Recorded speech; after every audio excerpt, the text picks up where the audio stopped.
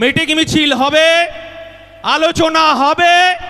যদি বাসন্তী থানার ক্ষমতা থাকে একটা কর্মীকে গ্রেফতার করে দেখাক, বুঝে নেব আমরা। এই বাসন্তী থানার একটা অংশের পুলিশের বুকটা চিনচিন করছে, ওদের বুকে ব্যথা হচ্ছে।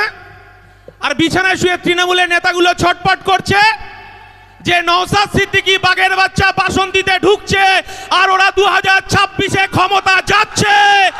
তৃণমূল কংগ্রেসকে এই কথাটা বলার জন্য আজকে এখানে উপস্থিত হয়েছি। পুলিশ আপনি খাকি পোশাক পরে করলেন কি? বাসন্তী থানার আইসিকেও বলছি, এই কথাটা আমরা বারবার বলছি, এই বাংলায় আমার মায়েদের, আমার বোনেদের ইজ্জত লুণ্ঠন করছে তৃণমূল কংগ্রেস। আর অনুব্রত মণ্ডল বোলপুর থানার আইসিকে বলছে তার মাকে, তার বোনকে, তার বউকে ইঙ্গিত করছে। আমি বলছি 2026-এ আইএসএ বাসন্তী সামলে দেবে। আইসিকে বলছি আপনি খাকি পোশাক পরে বাড়ি যান, বাড়ি গিয়ে আপনার বউ, আপনার মাকে রক্ষা করুন। কারণ তৃণমূল কংগ্রেস আরো হিংস্র হবে। কারণ মমতা বন্দ্যোপাধ্যায় জেনে গেছে প্রশান্ত কিশোর দিয়ে আর ব্যালট বক্স লুট করা যাবে না। বাঘের বাচ্চা নওশাদ সিদ্দিকী আবার মাঠে নেমেছে। আর সিংহের বাচ্চাটা আমার দলের পৃষ্ঠপোষক ব্রিগেডের ডাক দিয়েছে। বাংলা থরথর করে কাঁপছে, মমতা ব্যানার্জি থরথর করে কাঁপছে। সেদিন মমতা বন্দ্যোপাধ্যায় কলকাতার রাস্তায় দাঁড়িয়ে আমরা রিজবানুর রহমানের মাকে একদিকে নিয়ে, রিজবানুর রহমানের দাদাকে নিয়ে রাস্তায় ইনসাফের দাবিতে সারা বাংলা কাঁপিয়ে দিয়েছিল। তিনি বলেছিলেন যে বুদ্ধদেব ভট্টাচার্য মুসলমানদের সুরক্ষা দিতে পারেননি, তাকে পদত্যাগ করতে হবে। আর মমতা বন্দ্যোপাধ্যায় আমার আনিসকে খুন করা হলো, তার বিচার আপনাকে দিতে হবে। আর ঢোলাহাটে আমার পুলিশের ঘায়ে যে আমার সহযোদ্ধাকে চোরের অপরাধে মারা হলো, তার বিচার মমতা বন্দ্যোপাধ্যায় কে দেবে? তার বিচার 2026-এ বুথে বুথে ব্যালটে দিতে হবে। আমার কর্মীদের রাস্তায় দাঁড়াতে হবে আর তৃণমূলকে বুঝে নিতে হবে। আমরা বুঝে গেছি যখন মমতা বন্দ্যোপাধ্যায় আইএসএফ এর সঙ্গে পারছে না, তখন আমার কর্মীদের বিরুদ্ধে লেলিয়ে দিচ্ছে। রাতের অন্ধকারে পুলিশগুলো গিয়ে কুকুরের মতো দরজায় ধাক্কা মারছে, আমার কর্মীদেরকে বাড়ি ছাড়া করা হচ্ছে, আমাদের কর্মীদেরকে মিথ্যে মামলায় জর্জরিত করা হচ্ছে। এই রাজ্যে ডিজি পুলিশকে, পুলিশ মন্ত্রী মমতা বন্দ্যোপাধ্যায়কে বলে দিয়েছি, আর খাকি পোশাক, ঊর্ধ্বধারী পোশাক যদি রাতের অন্ধকারে আমার বাড়িতে গিয়ে দরজায়, আমার কর্মীদের বাড়িতে দরজায় গিয়ে যদি টোকা মারে, শুধু ভিডিও ক্যামেরাটা করবেন এই বাসন্তী থেকে কলকাতা হাইকোর্টে কিভাবে দৌড় করাতে হয় আইএসএফ 5 টাকার কলম দিয়ে বুঝিয়ে দেবে। এই কথাটা বলতে চাইছি। পুলিশ সংবিধান মেনে চলুক, আমাদের কোনো আপত্তি নেই। আমার দলের কর্মীরা যদি অপরাধ করে তার জেল হোক, জরিমানা হোক, কোনো অপরাধ আমাদেরকে আমরা তার পাশে থাকবো না।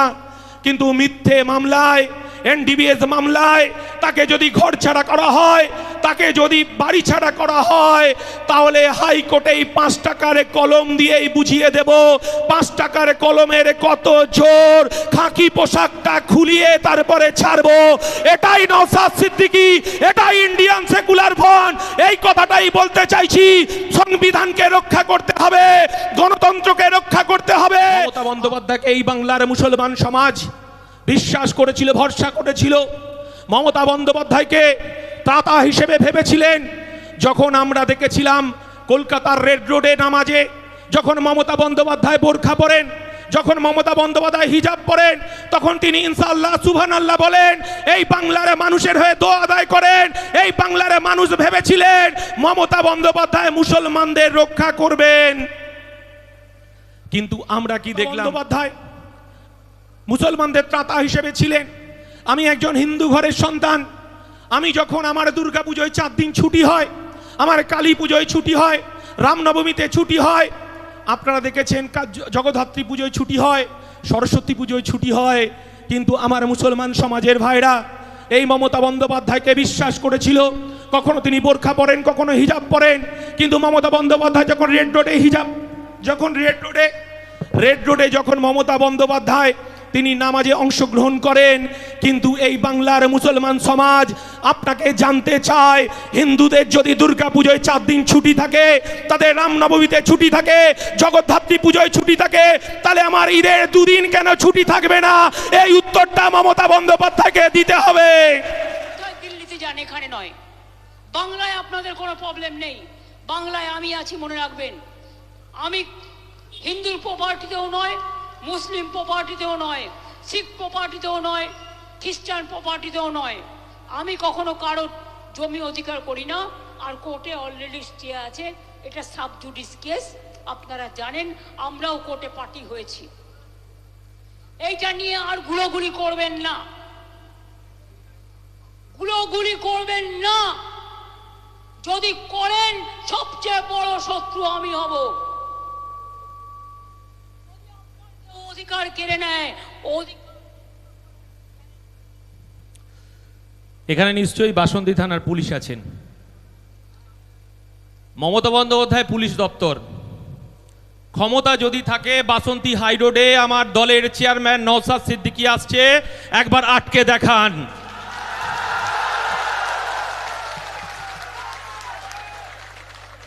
ওয়াকফ নিয়ে পাড়ায় পাড়ায় সংবিধানকে সামনে রেখে সভা হবে, মিটিং মিছিল হবে, আলোচনা হবে। যদি বাসন্তী থানার ক্ষমতা থাকে, একটা কর্মীকে গ্রেফতার করে দেখাক, বুঝে নেব আমরা। আপনাদের কোনো অসুবিধা হচ্ছে নাকি? বাজার কমিটির কারোর অসুবিধা হচ্ছে নাকি? আর এই বাসন্তী থানার একটা অংশের পুলিশের বুকটা চিনচিন করছে, ওদের বুকে ব্যথা হচ্ছে। আর বিছানায় শুয়ে তৃণমূলের নেতাগুলো ছটপট করছে যে নওশাদ সিদ্দিকী বাঘের বাচ্চা বাসন্তীতে ঢুকছে, আর ওরা 2026-এ ক্ষমতা যাচ্ছে। তৃণমূল কংগ্রেসকে এই কথাটা বলার জন্য আজকে এখানে উপস্থিত হয়েছি। আমরা পুলিশকে বলেছি, আমরা সভা করব, শান্তিপূর্ণ সভা করব, শান্তিপূর্ণভাবেই আমরা বাড়ি যাব। যদি কেউ প্রভোকেশন তৈরি করে, সে যদি আমার আইএসএফ এর কোনো নেতা কর্মী হয়, আইনের পথে চলবে। বাসন্তী থানার আইসিকে এই কথাটা বলেই বাসন্তীতে আমি ঢুকেছি। চেয়ারম্যানের সঙ্গে কথা হচ্ছিল, উনি ভাঙড়ে আছেন। ভাঙড় থেকে উনি আর কিছুক্ষণের মধ্যে এখানে ঢুকবেন আপনাদের কাছে বক্তব্য রাখার জন্য। শুধু খাকি পোশাক পুলিশগুলোকে বলতে চাই, অনুব্রত মণ্ডল বলল কি, আর পুলিশ আপনি খাকি পোশাক পরে করলেন কি?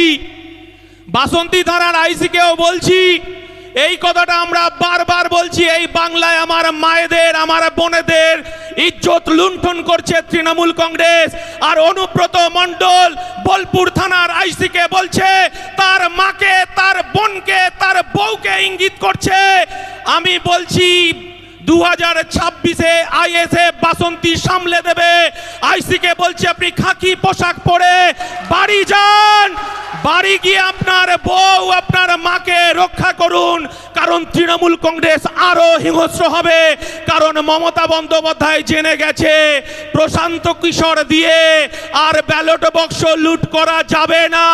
বাঘের বাচ্চা নওশাদ সিদ্দিকী আবার মাঠে নেমেছে।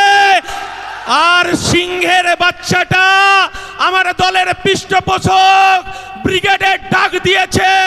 বাংলা থরথর করে কাঁপছে, মমতা ব্যানার্জি থরথর করে কাঁপছে। শুধু এই কথাটা বলে যাই, শুধু মিটিং মিছিল করলে হবে না, আমাদের বুথে ফিরে যেতে হবে, বুথকে পাহারা দিতে হবে। মমতা বন্দ্যোপাধ্যায় বুঝে গেছেন যে 2026 আর তৃণমূলের পক্ষে আমার মায়েরা রাস্তায় দাঁড়াবে না।